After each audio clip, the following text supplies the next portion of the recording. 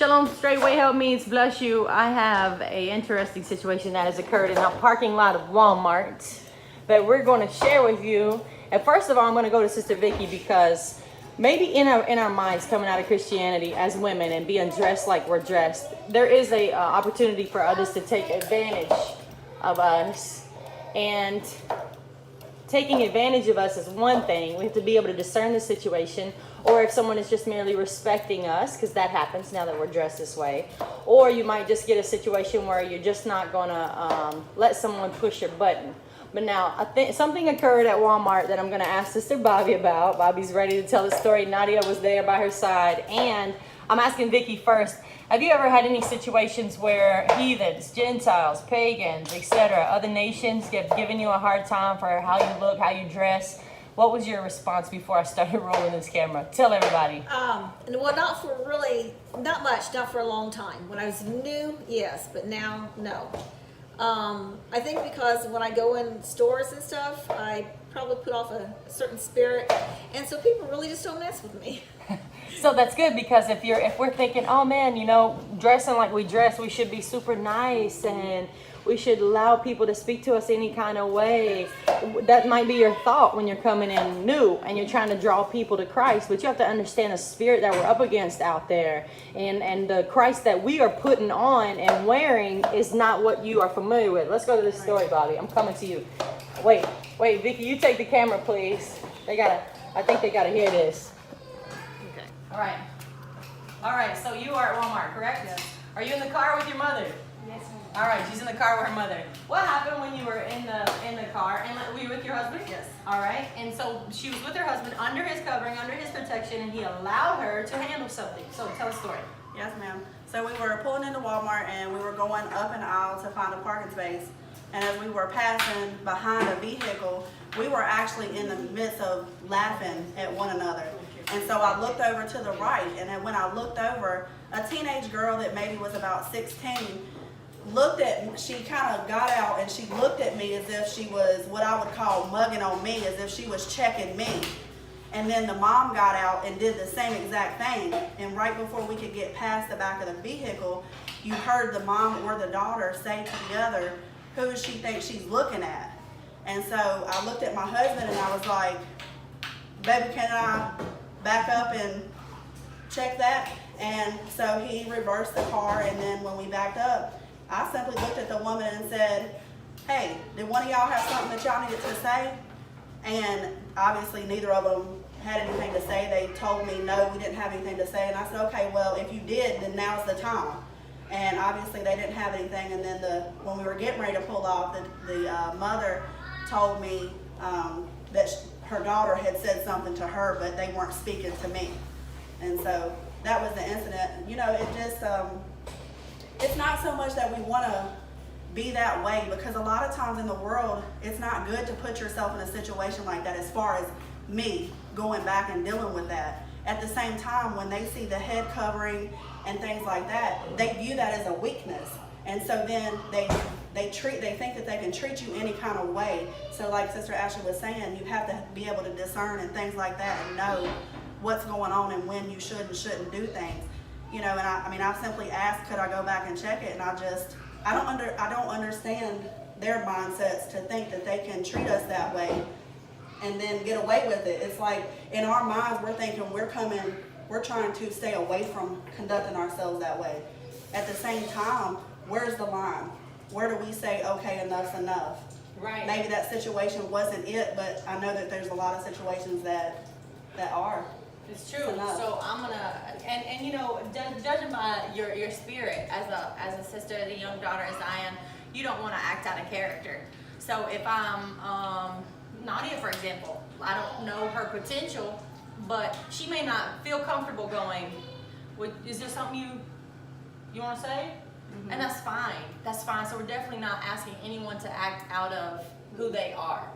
But some of us who have been in the world and know the disrespect of women because we were guilty of it or witnessed it, we have had situations come up. For example, if I'm walking, Bobby's gonna give me the look that she just was talking about earlier. This is why we roll the camera, all right? If I'm just walking down the aisle, this is what we get. Watch.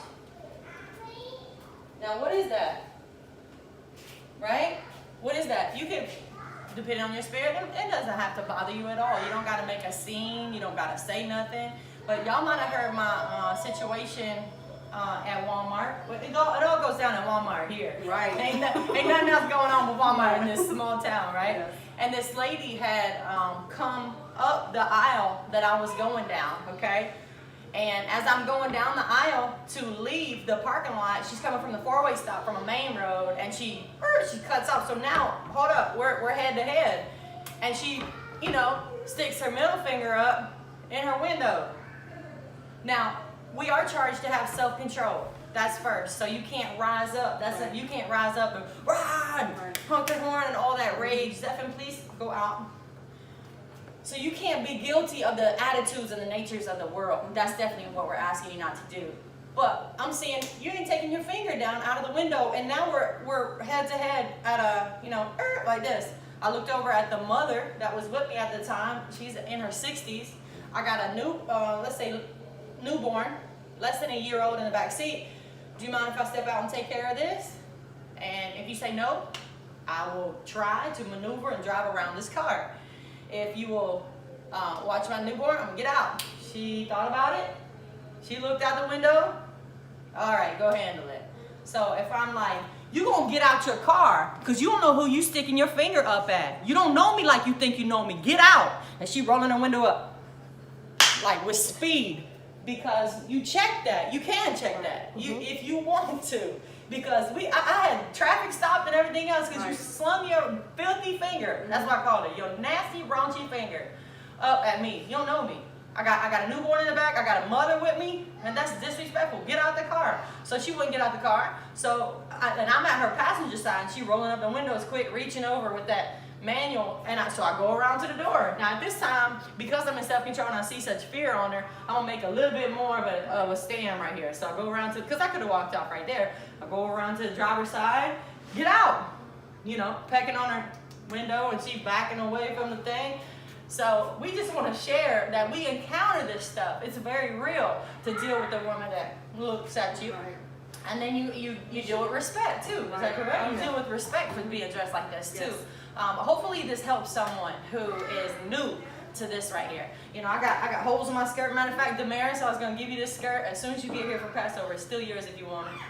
I got holes in my skirt, right? This ain't fly. I don't know what the skirt's nice, but your shirt's been worn more than twice, right? She cooking in this. Yes. So you go out to Walmart, you don't look like you demand respect. What you gonna get when you go to Walmart like this?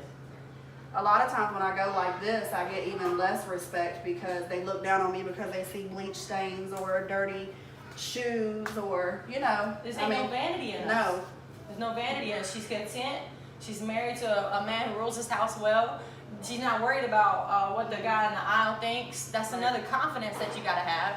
I understand keeping up with the Joneses, as they say, right? When you come into the faith and you want to dress right. I did it. Right, Vicki? You remember? Oh, yes. I had to match, boy. I had my kicks. I don't think I wore the same pair of shoes 2 days in a row. That was my thing. And my head cover was going to match. And my closet was as big as my room when I got here. All right? So I know what vanity looks like. And I know what it's like to try to, change your mind and come out of that. But I wasn't going to Walmart like this. Right. I wasn't. But that's like even Pastor's this Shabbat. He said, who knew that just trying to look good is pride? Right? Just trying to look good is pride. So when you got a husband you're pleasing and he don't mind you going to Walmart like that, you gotta find a really content balance between pleasing your husband, pleasing the Father, and not trying to keep up with the world around you. Because you don't get the opportunity to live in a community like us where you are literally embrace contentment. You embrace contentment. And I'm gonna switch and go around to Grandma Vicki because she's always matched. Oh, yes, I always match. Tell us. But I just wanted what he said about the vanity and all that too. But at the same time, you don't have to be a slob. Right. Some people will take this that we're saying and take it that, well, shoot, I can just I don't have to do anything. No. I mean, if you got your work clothes, your barn clothes, your garden clothes, yes. But if you can wear You're something representing decent to Christ. town. Yes. you don't have to dress like the world, but you can wear something decent to town or to the tabernacle. So don't take it to mean that you can just be a flat slob. And if we're in our greenhouse garb around here or cooking or whatever, we'll go change. If we're going out, we'll go change, because that is a representation of Christ and his people. And we don't want to look like we have needs that aren't met. Right. We want to look upkept. So I understand it's a very good point. Does anyone in the audience have anything to say? I got a couple sisters that are busy behind me. What say you?